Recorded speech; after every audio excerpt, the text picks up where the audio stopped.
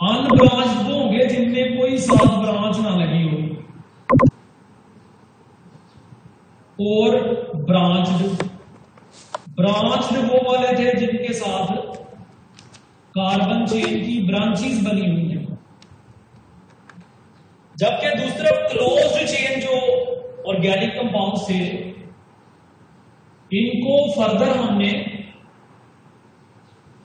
दो कैटेगरीज में डिवाइड किया था, बल्कि इनकी तो कई सारी कैटेगरीज बनाई थी हमने, और उन कई सारी कैटेगरीज में से दो ये थी कि ये हेट्रोसाइक्लिक हो सकते हैं और होमोसाइक्लिक हो सकते हैं। होमोसाइक्लिक वालों को कार्बोसाइक्लिक भी कहते हैं, क्योंकि इनकी रिंग में कार्बन के अलावा और कुछ नहीं होगा।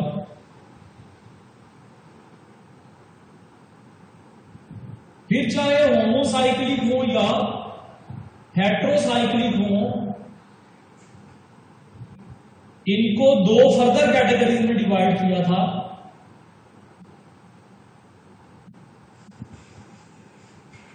और वो दो कौन सी कैटेगरी थी?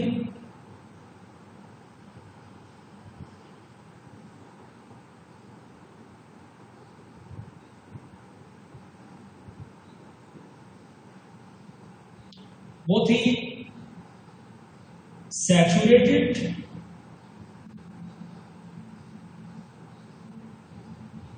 And unsaturated.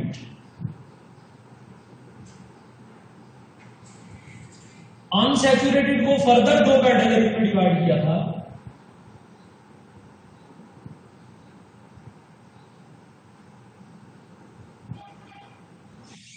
ये देखिए, जो अनसैचुरेटेड है वो हेट्रोसाइक्लिक भी हो सकते हैं, होमोसाइक्लिक भी हो सकते हैं। जो सैचुरेटेड है वो भी होमोसाइक्लिक भी हो सकते हैं, हेट्रोसाइक्लिक भी हो सकते हैं। आज बेहतरी आई है क्या? 21 से 30 होती। बाकी लोगों को भी बेटे मैसेज करें, क्लास हो रही है, इसमें चीजें सिखाई जा रही हैं, और ख्वाबो खरगोश के मजे ना लें जी। अनसैचुरेटेड में दो मैंने कहा था, एक है नॉन एरोमेटिक और दूसरे एरोमेटिक। अच्छा, अब एक बात आप जरा ना ये याद रखिएगा कि ये जितने भी नॉन एरोमेटिक हैं, चाहे वो सैचुरेटेड हो चाहे वो अनसैचुरेटेड हो, यानी जो एरोमेटिक की कैटेगरी में नहीं आते, ऑल नॉन एरोमेटिक, ऑल, ये बात आप स्पेशल करके लिख लें, all non aromatic cyclic compounds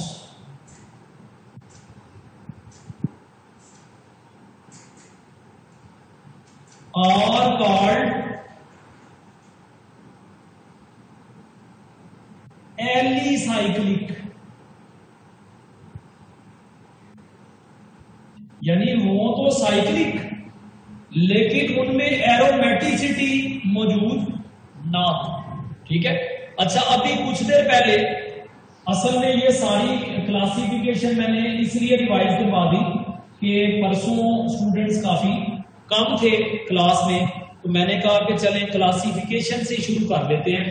तो इसमें बेटा एरोमेटिक के हवाले से अभी एक स्टूडेंट ने सवाल पूछा कि सर उस दिन एरोमेटिसिटी के हवाले से आपने एक रूल बताया था, वो रूल जरा रिवाइज कर दें। तो असल में वही बात रिवाइज करने के लिए मैंने ये सारी कहानी दोबारा खोली। इसके बाद हम देखेंगे कि एमसीक्यूज किस तरह के आ सकते हैं। अच्छा, एक और छोटी सी बात कि क्लोज चेन या साइक्लिक जो कंपाउंड है, क्लोज चेन और साइक्लिक कंपाउंड जो है, इनकी दो कैटेगरीज और हो सकती हैं, मोनोसाइक्लिक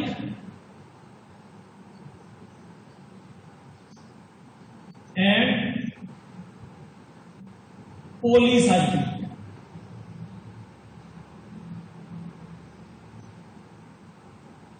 अच्छा, अब इसके लिए ये शर्त नहीं है कि वो होमोसाइक्लिक होंगे कि हेटेरोसाइक्लिक होंगे, सैचुरेटेड या अनसैचुरेटेड। ये सारी कैटेगरीज ये सारी अप्लाई हो सकती हैं।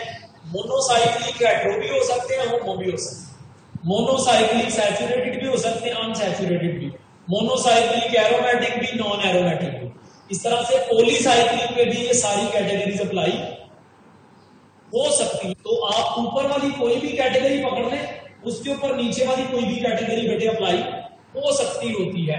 ठीक है, पेपर में जो सवाल आते हैं क्लासिफिकेशन से रिलेटेड कोई इसी तरह के होते हैं कि आपको कोई एक कंपाउंड बता के उसकी क्लास पूछ लेता है, या कोई क्लास बता के पूछ लेता है कि इन चार ऑप्शन में से ये कौन सा कंपाउंड इस क्लास के अंदर फॉलो कर रहा है। अब हमने असल में जो बात अंडरस्टैंड करनी है वो एरोमेटिक कंपाउंड्स हैं। बेटे एरोमेटिक कंपाउंड्स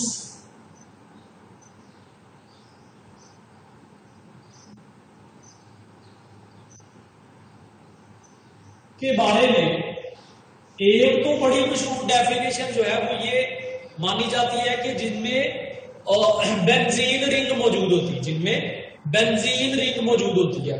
लेकिन बेटे बेंजीन रिंग तो एक स्पेशल रिंग है जो कि बेंजीन और उसके डेरिवेटिव्स में मौजूद होती है।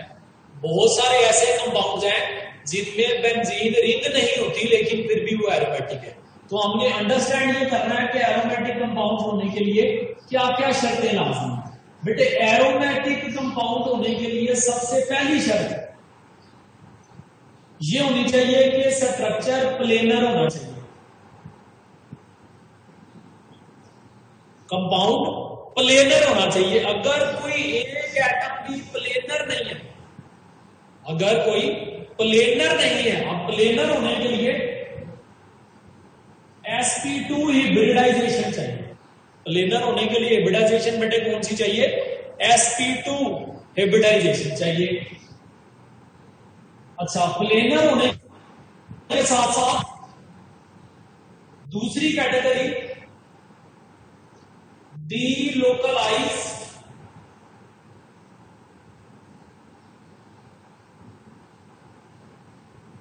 पाई इलेक्ट्रॉन्स होने चाहिए रिंग के अंदर। डीलोकलाइज्ड पाई इलेक्ट्रॉन होने चाहिए, इलेक्ट्रॉन, और ये स्ट्रक्चर साइक्लिक होना चाहिए। अगर बेटे साइक्लिक नहीं है तो एरोमेटिक नहीं हो सकता। डीलोकलाइज्ड इलेक्ट्रॉन नहीं है तो एरोमेटिक नहीं हो सकता। प्लेनर नहीं है तो एरोमेटिक नहीं। यानी कि इन तीनों में से कोई एक खासियत भी अगर मौजूद नहीं है तो कंपाउंड एरोमेटिक नहीं हो सकता है। ठीक है, और इसमें सबसे बढ़ के फिर एक और चीज आप देखें कि जो नंबर ऑफ पाई इलेक्ट्रॉन्स है वो कितने होने चाहिए। नंबर ऑफ पाई इलेक्ट्रॉन्स कितने होने चाहिए? 4n+2 होने चाहिए। नंबर ऑफ पाई इलेक्ट्रॉन्स कितने होने चाहिए? 4n+2।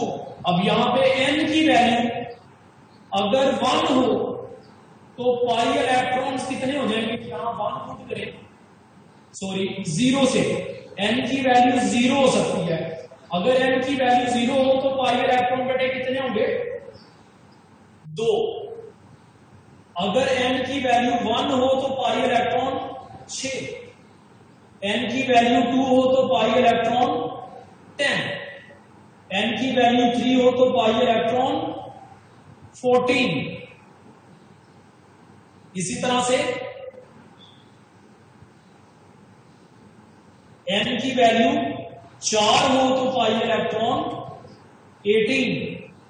n की वैल्यू 5 हो तो पाई इलेक्ट्रॉन 22। तो ये देखिए 4 के फर्क के साथ 2 में 4 ऐड करें 6 में 4 ऐड करें 10 में 4 ऐड करें 14 में 18 में 4 ऐड करें 22, और इसी तरह से ये चलते चले जाएंगे। ठीक है, तो बेटे जितने ज्यादा पाई इलेक्ट्रॉन जो है 2 हैं तो भी इस रूल को obey कर रहे हैं, 6 हैं तो भी 4n+2 को obey कर रहे हैं, 10 है तो 4n+2 को obey कर रहे हैं। अब इस रूल को बेटे हम क्या कहते हैं? हक्कल रूल। इस रूल को क्या कहते हैं? Huckel's rule. तो अगर तो पाई इलेक्ट्रॉनों की तादाद हक्कल रूल के अकॉर्डिंग है तो फिर ये बेटे कंपाउंड एरोमेटिक होगा। अगर पाई इलेक्ट्रॉनों की तादाद हक्कल रूल के मुताबिक नहीं है तो फिर उसे आप एरोमेटिक नहीं कह सकते। फॉर एग्जाम्पल, ये लास्ट लेक्चर में मैंने कुछ ऑप्शन पुट की थी। ऑप्शन ए, ये बेटे साइक्लोप्रोपीन है, इसमें 2 पाई इलेक्ट्रॉन है। ऑप्शन बी,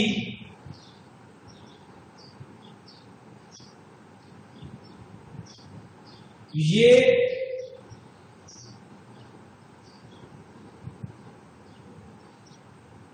साइक्लोब्यूटडाइईन है।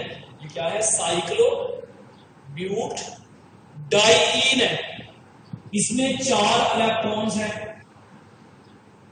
ऑप्शन सी,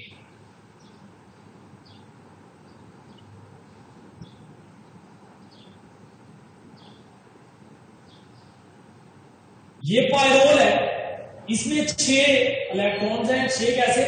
2 इलेक्ट्रॉन नाइट्रोजन के, एक डबल बॉन्ड यहां, एक डबल बॉन्ड यहां, और 2 इलेक्ट्रॉन नाइट्रोजन के जो है वो भी डीलोकलाइजेशन की हिस्सा ले लेते हैं। और ये भी एक प्लेनर स्ट्रक्चर है।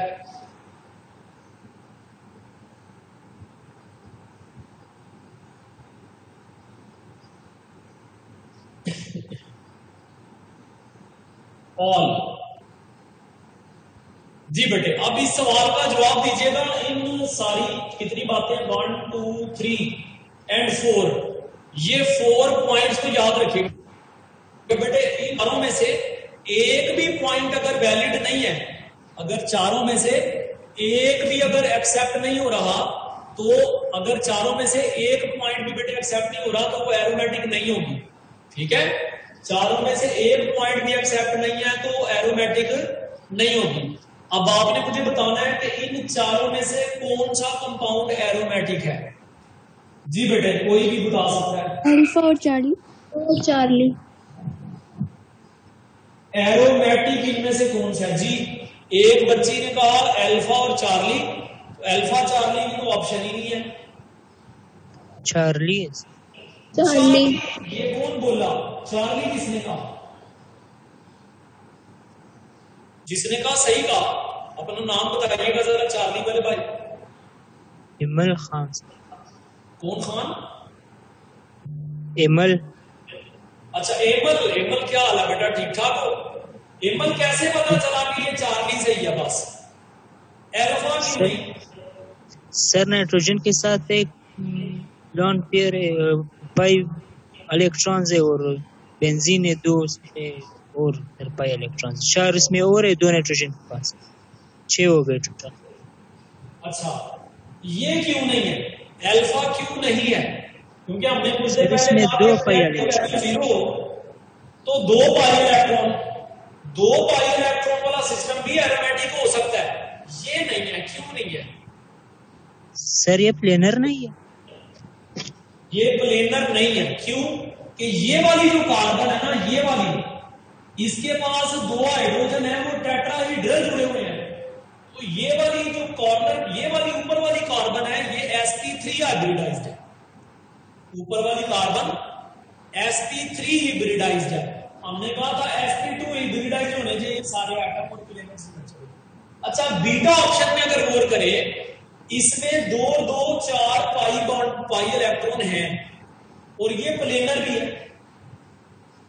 बीटा ऑप्शन प्लेनर भी है और 4 पाई इलेक्ट्रॉन हैं, इसमें डीलोकलाइज्ड भी हैं। लेकिन 4 पाई वाला तो है ही नहीं ना। 4 पाई वाला एरोमेटिक नहीं होता। 2 6 10 14 18 22 वाला एरोमेटिक होता है। बहुत खूब बेटे, शाबाश।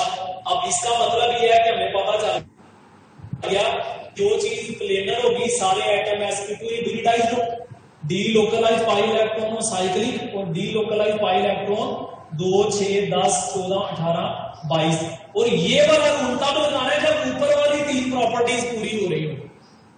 अल्फा पे हमने रूल अप्लाई नहीं किया, क्यों? क्योंकि इसका एक कार्बन प्लेनर नहीं है।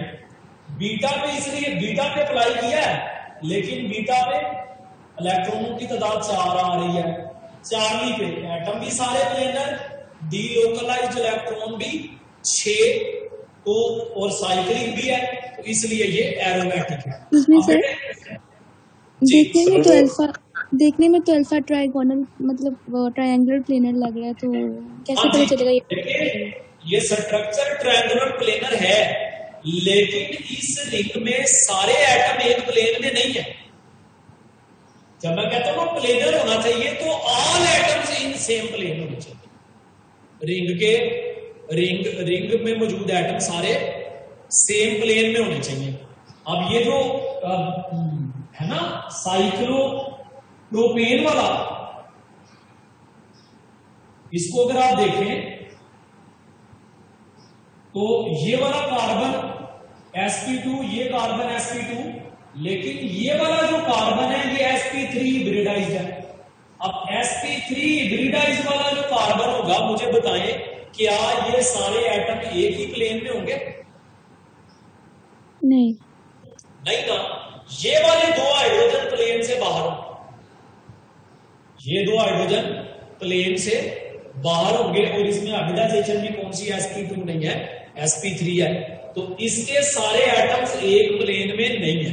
तो अब ये मुझे बताएं कि क्या ये वाली कार्बन डीलोकलाइजेशन की हिस्सा ले सकती है? ये वाली कार्बन, इसके तो पास पाई इलेक्ट्रॉन ही कोई नहीं है, ठीक है। अच्छा, अगर आप इसकी बजाय ये कर दें, कार्बन पे पॉजिटिव चार्ज दे दें, तो ये जो कार्बोकेटाइन बनेगा ये एरोमेटिक है।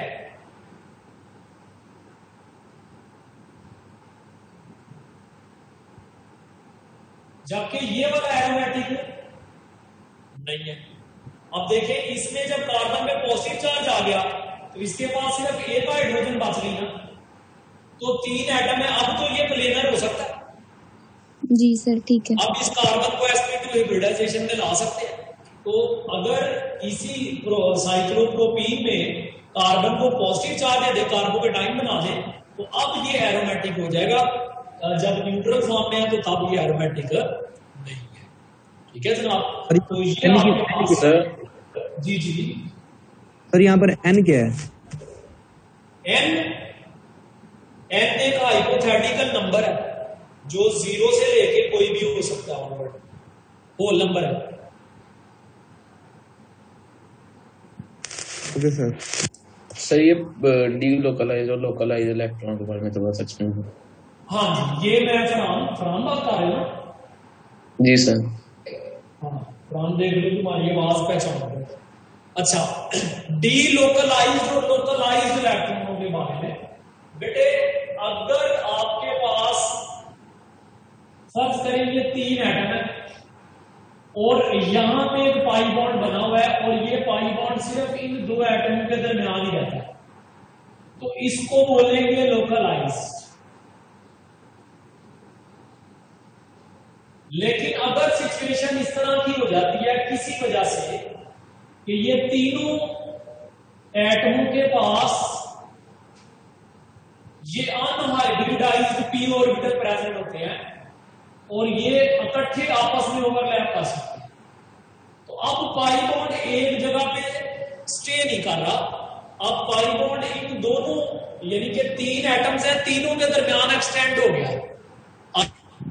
अगर बेटे इलेक्ट्रॉनिक क्लाउड 2 से ज्यादा एटमों पे एक्सटेंड हो रहा हो तो उसे कहेंगे डीलोकलाइज्ड।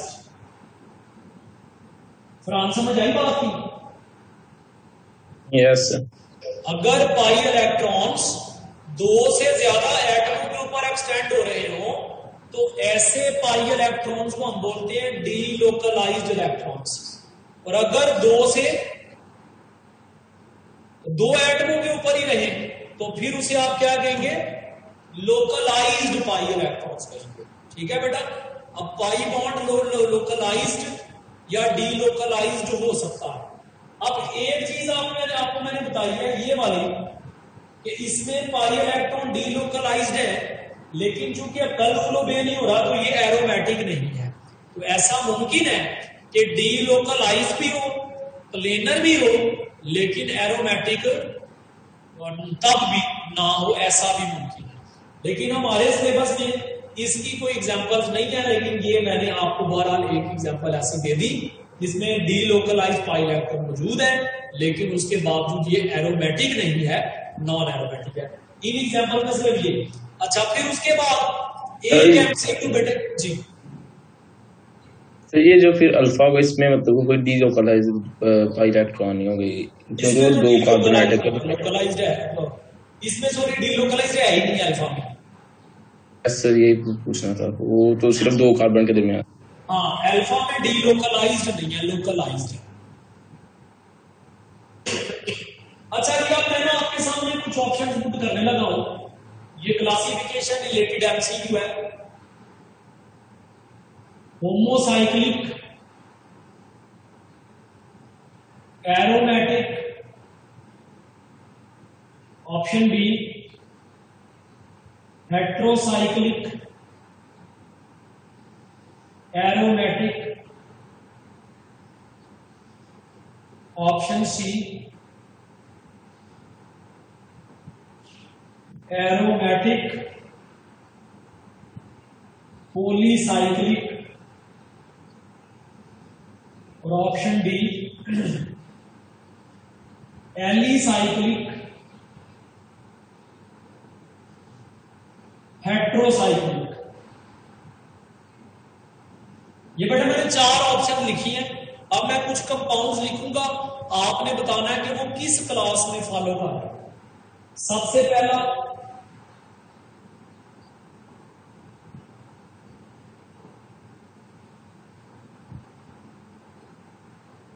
जी बेटा, ये किस क्लास से बिलोंग करता है?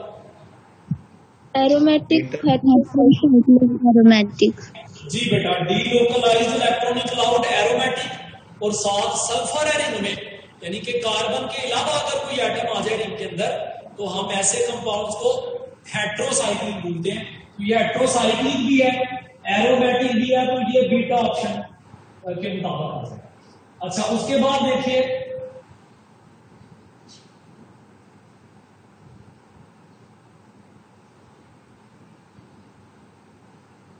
जी, ये तो बेंजीन है, इसे तो सारे जानते हैं। ये होमोसाइक्लिक क्या है? अल्फा। अच्छा, जरा इसकी बात बताइएगा। ये फिनोल है, ये किस ऑप्शन पे आएगा? जी बेटे, फिनोल किस ऑप्शन पे पूरा उतरेगा? अरे अल्फा। Alpha sir. होमोसाइक्लिक और एरोमेटिक, बिल्कुल ठीक है। आप तो ऐसे डर के जवाब दे रहे हैं जैसे बड़ी कोई मुश्किल बात हो गई है। ये बिल्कुल आपने ठीक जवाब दिया है, अल्फा। इसमें बेटा जो ऑक्सीजन है वो रिंग का हिस्सा नहीं है। This oxygen is outside the ring. Homocyclic होने के लिए रिंग में कार्बन होने चाहिए सारे। अगर रिंग के अंदर कोई कार्बन के अलावा कोई एटम है तो फिर हेट्रोसाइक्लिक होगी। तो ये भी होमोसाइक्लिक है और एरोमेटिक है।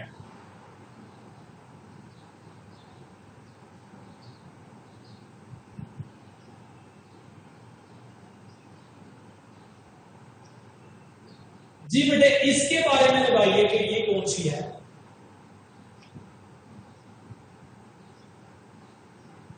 ये तो एरोमेटिक ही नहीं।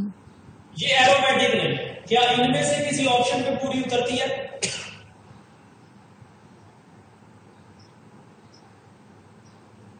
ये इनमें से किसी ऑप्शन इनमें से पूरी नहीं सर।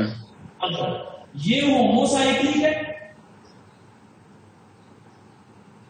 लेकिन एलिसाइक्लिक है। तो इन ऑप्शन में ये पूरी नहीं करती। अच्छा, अब एक और देखिए, कंपाउंड का नाम आपने मुझे बताना है।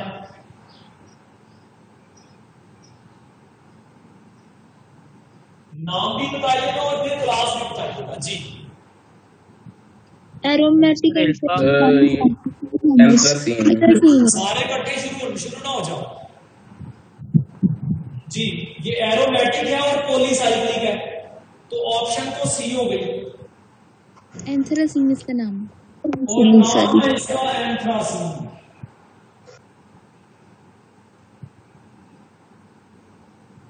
तो अब इस तरह के एमसीक्यूज भी आ सकते हैं कि आपको कोई कंपाउंड दिए जाएं और उनका 4 ऑप्शन दे देंगे, नाम कौन सा है, नाम पूछ ले कंपाउंड्स का।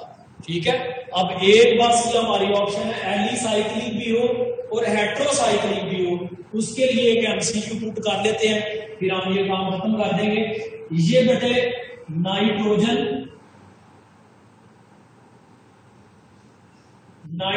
के साथ एक हाइड्रोजन और सारा ये सैचुरेटेड है। अब ये बेटे देखें हेट्रोसाइक्लिक है और ये एलिसाइक्लिक है, एरोमेटिक नहीं है, तो इसके लिए डेल्टा ऑप्शन करेक्ट। ठीक है जी, इसका नाम है हाइड्रोपायरोल। इसका क्या नाम है? हाइड्रोपायरोल है। अगर ये रिंग मौजूद होती इसमें एरोमेटिक होता तो फिर ये पायरोल होता। ये चूंकि रिंग इसमें एरोमेटिसिटी नहीं है तो ये हाइड्रोपायरोल है। 1 मिनट बेटा वेट कीजिएगा, मैं आया।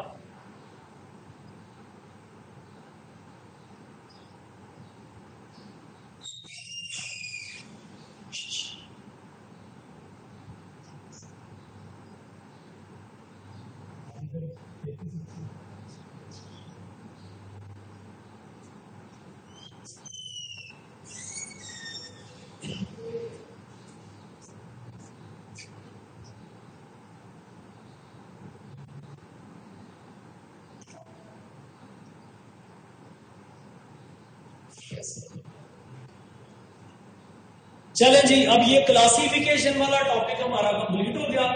नेक्स्ट बेटे हमने जो टॉपिक पढ़ना है वो फंक्शनल ग्रुप्स है। अच्छा, अब ये भी फंक्शनल ग्रुप आप जैसे बच्चों को पढ़ाना सूरज को चिराग दिखाने के बराबर ही है, क्योंकि ऑर्गेनिक केमिस्ट्री आप लोग पहले बड़े जोको शौक से पढ़ते हैं, लेकिन फिर भी कोशिश मेरी यही है कि आपको कोई 2 बातें इजाफी बता दी जाऊं। जैसे ये एरोमेटिक कंपाउंड्स को पहचानने का तरीका आप में से कुछ लोगों के लिए नया होगा, और अब आप एरोमेटिक कंपाउंड को पहचानने में कभी धोखा नहीं खाएंगे।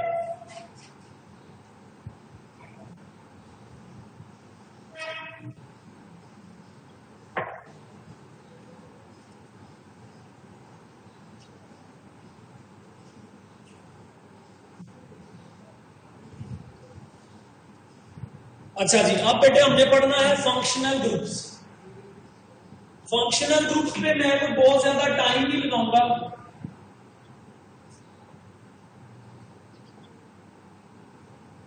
मैं सिर्फ ये आपको बता दूंगा कि फंक्शनल ग्रुप से रिलेटेड किस तरह के एमसीक्यूज आपको आने चाहिए। अच्छा जी, फंक्शनल ग्रुप को बुनियादी इसकी डेफिनेशन कर लेते हैं। फंक्शनल ग्रुप बेटे कोई ऐसी स्पीशी होगी that is responsible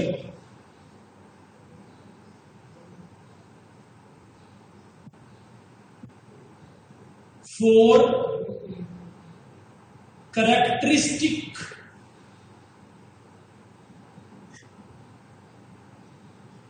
of a compound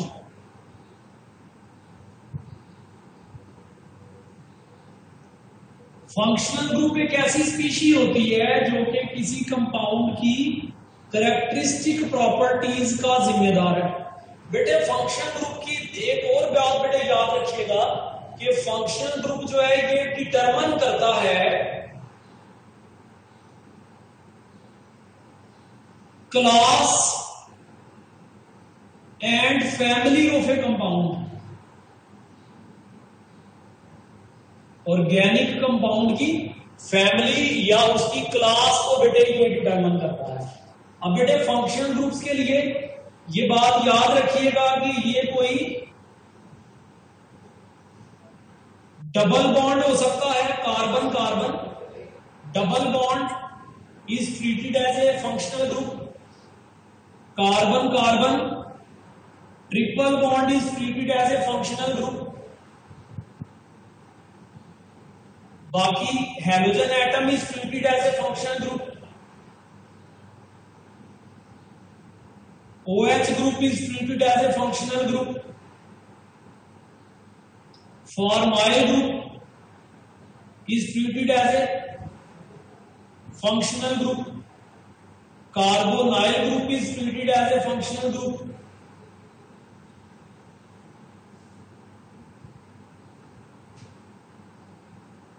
COOH is treated as a functional group,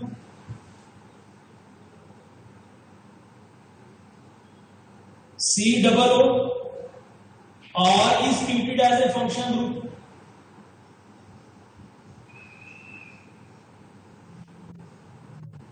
OCC is treated as a functional group, ether group. इस तरह से ये एस्टर है, ये कीटोन है, कार्बोक्सिलिक एसिड है, और भी बेटे कई सारे हैं। C double bond X acid halide, C double bond NH2 acid amide,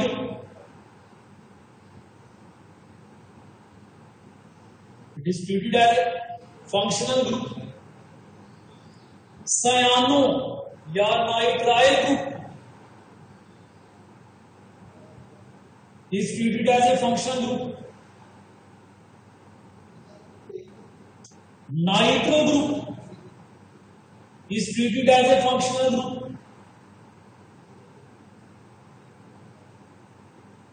sulfonic acid group is treated as a functional group, HSO3, SH mercapto group, mercapto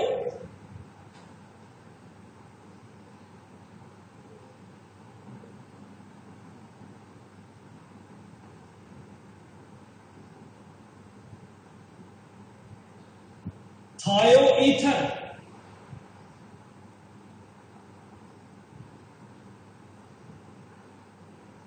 थायोईथर जैसे कार्बन ऑक्सीजन कार्बन है, carbon sulphur carbon, ये as a functional group बेटा treat किया जाता है।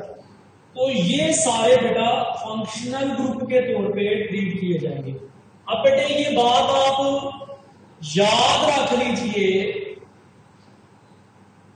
कि carbon single bond carbon और alkyl group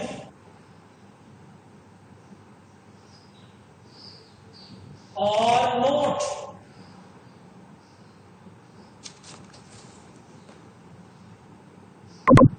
functional groups.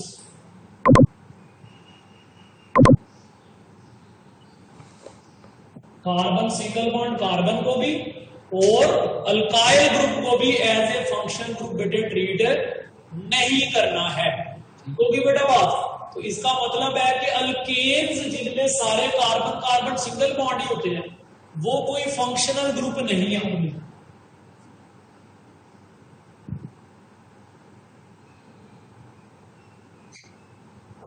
तो अगर आपसे कोई पूछ ले कि वो कौन सी क्लास ऑफ ऑर्गेनिक कंपाउंड है जिनमें कोई फंक्शनल ग्रुप नहीं है, तो अल्केन्स आप बोलेंगे। वो कौन सी ऑर्गेनिक कंपाउंड सी क्लास है जिसमें फंक्शनल ग्रुप नहीं है, तो आप कौन सी क्लास बताएंगे बेटे?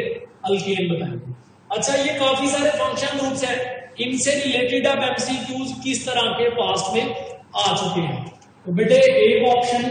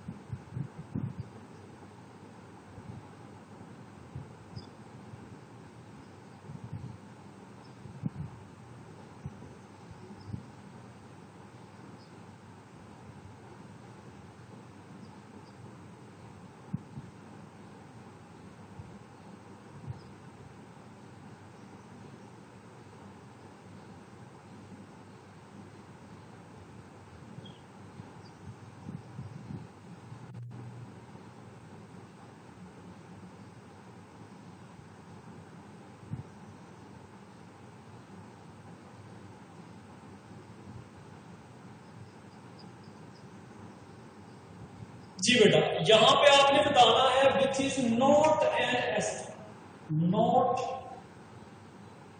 N ester. डेल्टा।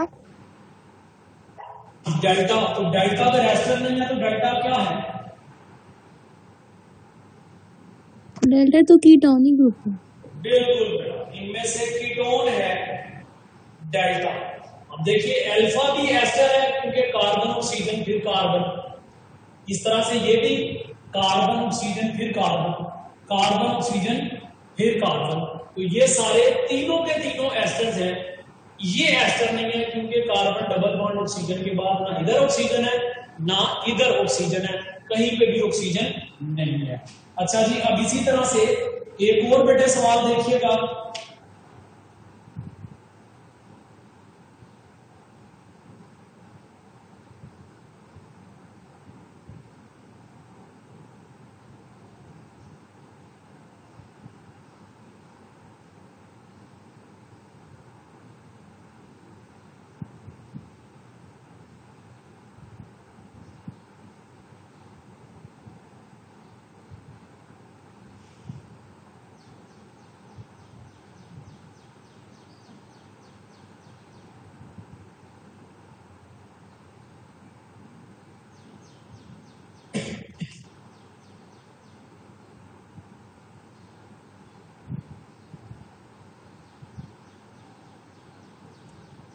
जी बेटे, आपने बताना है कि इनमें से कौन सा कंपाउंड है which contains ketonic group? Charlie beta, beta.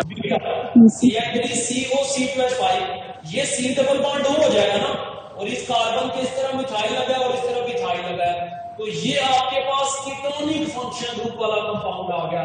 बेटे इस तरह के सवाल पास्ट में आ चुके हुए हैं। इसी तरह से अगर पूछा होता कि इनमें से एल्डिहाइड कौन सी है, तो अल्फा दुरुस्त होता। इनमें से ईथर कौन सा है, तो चार्ली दुरुस्त होता। इनमें से एस्टर कौन सा है, तो बेटे डेल्टा दुरुस्त होता। तो इस तरह से बेटे कंपाउंड्स के फॉर्मूले लिखकर पूछा जा सकता है कि ये कौन सी फैमिली ऑफ कंपाउंड से बिलोंग करता है।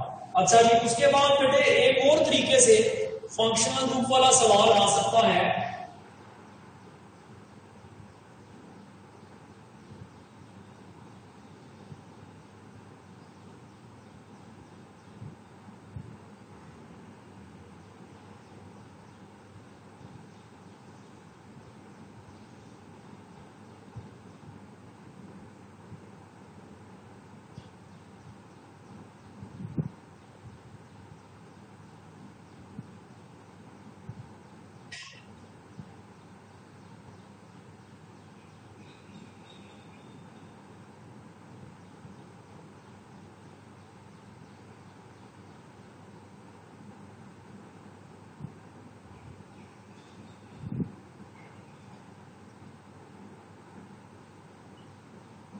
जी बेटे, ये कंपाउंड मैंने आपके सामने लिख दिया है। आपने बताना है कि इस कंपाउंड में कितने फंक्शनल ग्रुप्स हैं।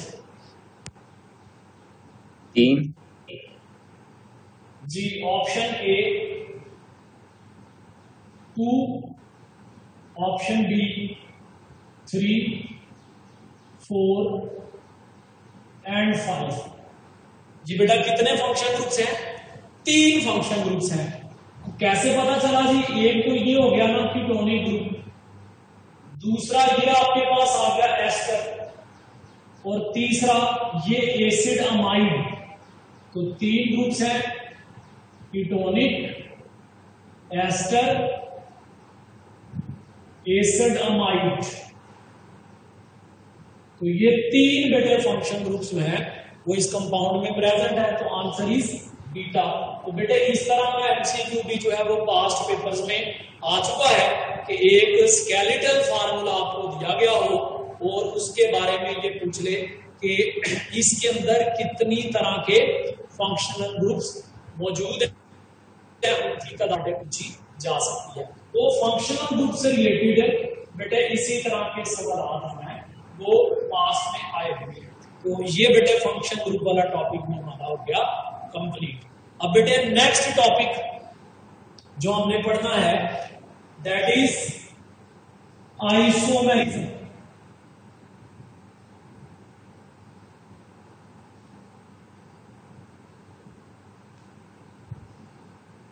अच्छा भाई, आइसोमेरिज्म को आपको पता है कि डिफरेंट कंपाउंड्स हों और उनका स्ट्रक्चर डिफरेंट है। डिफरेंट कंपाउंड्स हो, उनका मॉलिक्यूलर फार्मूला सेम हो, सेम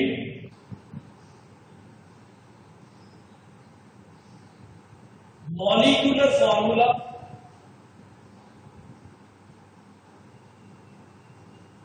लेकिन डिफरेंट क्या होना चाहिए? डिफरेंट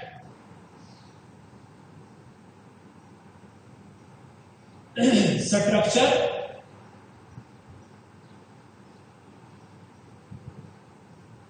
अगर स्ट्रक्चर डिफरेंट नहीं है तो ज्योमेट्री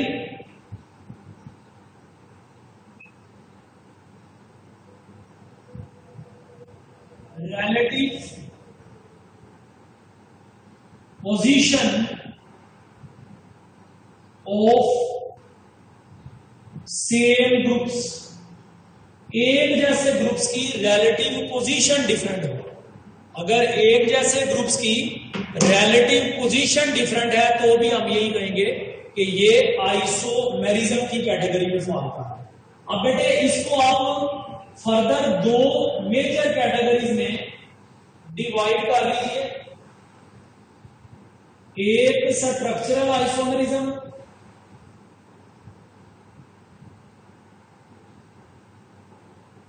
स्ट्रक्चरल, और दूसरी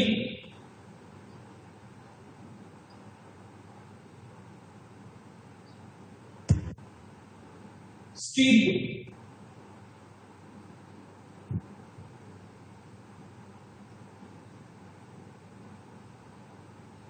अब ये बेटा जो स्टीरियो आइसोमेरिज्म है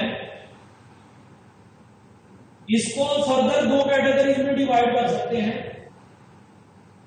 एक ज्योमेट्रिकल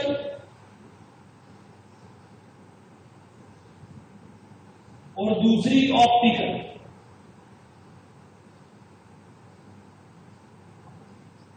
ज्योमेट्रिकल आइसोमेरिज्म जो है इसे आप सिस ट्रांस आइसोमेरिज्म भी कहते हैं, और सिस ट्रांस आइसोमेरिज्म जो है ये ड्यू टू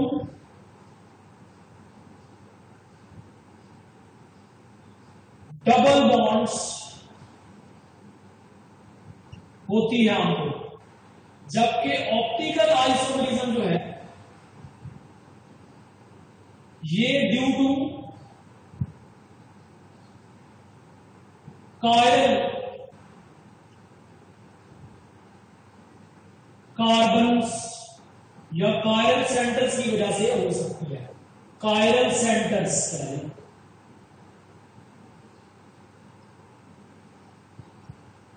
उधर स्ट्रक्चरल आइसोमेरिज्म जो है ये एटमों की डिफरेंट अरेंजमेंट की वजह से, और ये 5 टाइप्स हैं। Chain,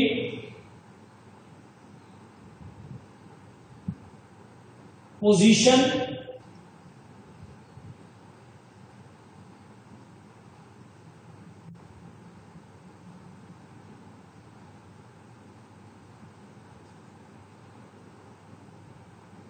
metabolism, functional group isomerism,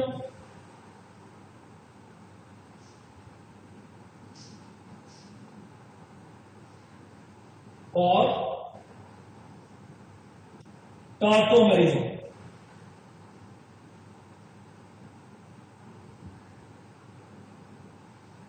तो ये बेटे आपके पास 5 टाइप्स स्ट्रक्चरल आइसोमेरिज्म की हो गई। तो ये मैंने एक सिंपल सी आपके सामने समरी अभी पुट की है। आइसोमेरिज्म की ज़ाहिर है इसकी डिटेल्स अभी हमने पढ़नी है।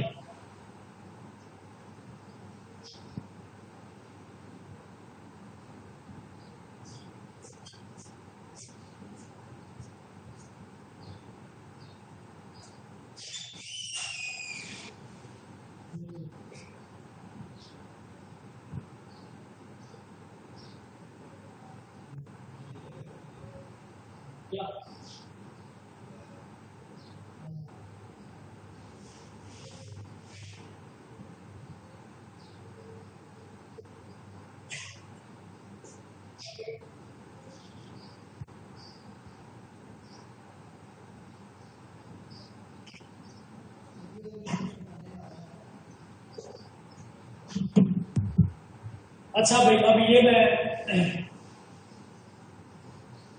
आइसोमेरिज्म से रिलेटेड अब बातें होंगी।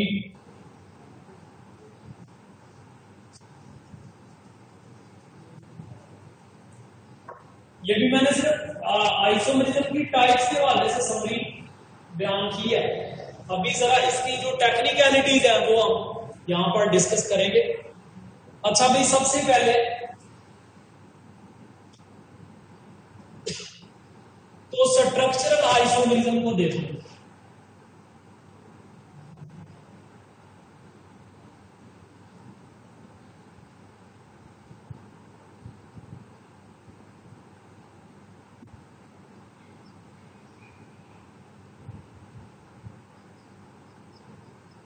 स्ट्रक्चरल आइसोमेरिज्म में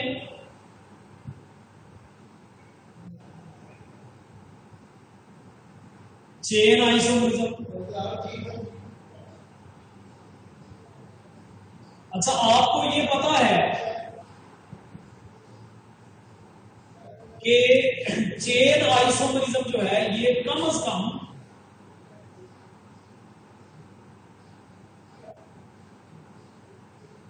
मिनिमम 4 कार्बन पे शुरू होती है। असल में इससे रिलेटेड एमसीक्यूज बेटे पास में इसी तरह के आए हुए हैं कि ये दो कंपाउंड्स हैं, इनमें कौन सी टाइप की आइसोमेरिज्म पाई जा रही है। यानी दो कंपाउंड दिए होते हैं और उनमें आइसोमेरिज्म की टाइप पूछ लेती है। तो मिनिमम कार्बन एटम्स आपको याद रहने चाहिए। चेन आइसोमेरिज्म में कम से कम 4 कार्बन हो तो चेन आइसोमेरिज्म होगी।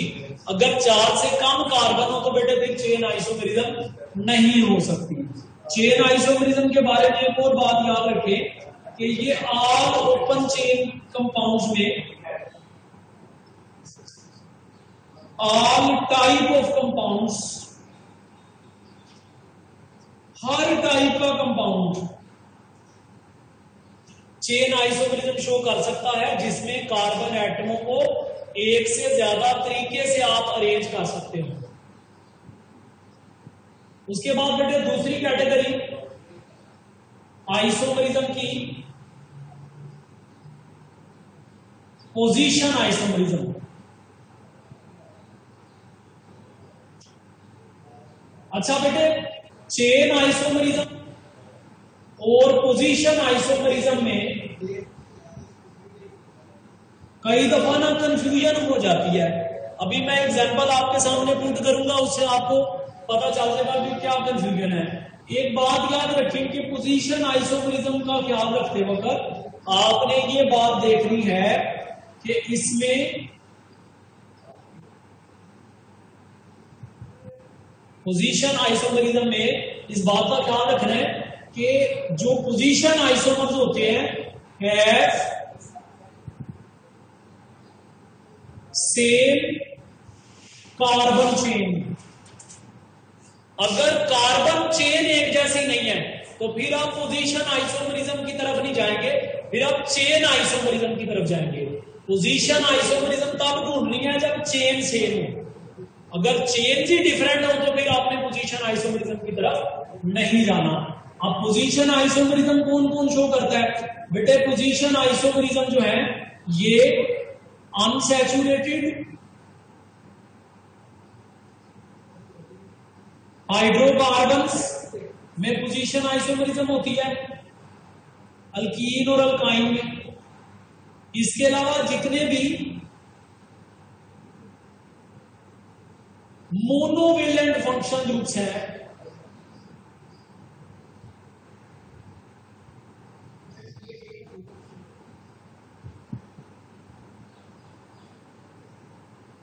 मोनोवेलेंट फंक्शनल ग्रुप्स जो हैं ये जैसे कि हेलो ग्रुप, हाइड्रोक्सल ग्रुप,